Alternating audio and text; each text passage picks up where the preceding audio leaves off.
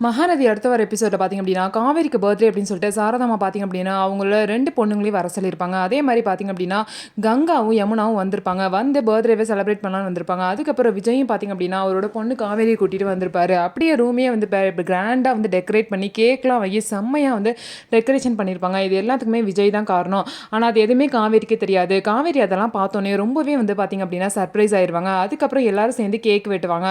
காவேரி கூட பார்த்தீங்க அப்படின்னா, விஜய் பொண்ணு காவேரியும் சேர்ந்து அவங்க 2 பேரும் சேர்ந்து கேக் வெட்டுவாங்க. விஜய் ரொம்ப சந்தோஷமா இருப்பாரு. இந்த மாரி ஃபேமிலி சந்தோஷமா இருக்கும். அதுக்கப்புறம் கங்கா பார்த்தீங்க அப்படின்னா, காவேரியோட காதுல போய், "அந்த பொண்ணோட அப்பா ரொம்ப ஹேண்ட்ஸமா இருக்காருல்ல, பெசாம சைட் அடிச்சு அவர அப்படியே கரெக்ட் பண்ணி கல்யாணம் பண்ணிக்கோ" அப்படின்னு சொல்லிட்டு சொல்லுவாங்க. "அக்கா சும்மா இருக்க" அப்படின்னு சொல்லிட்டு வெளிய வந்து அவர பிடிக்காத மாரி சொல்லிட்டு, மனசுக்குள்ள "ஆமா அவரு ரொம்ப ஹேண்ட்ஸமா தான் இருக்கார்ல உண்மையிலேயே" அப்படின்னு சொல்லிட்டு விஜய பார்த்து காவேரி ரசிக்கிறாங்க. ஸோ இதுலேருந்தே காவேரிக்கு விஜய நல்லாவே பிடிச்சிருக்கு. அவங்களுக்கு ஞாபகம் வராட்டியும் அவங்க கனவுல வந்த விஜய வந்து அவங்களுக்கு ரொம்பவே வந்து பிடிச்சிருக்கு.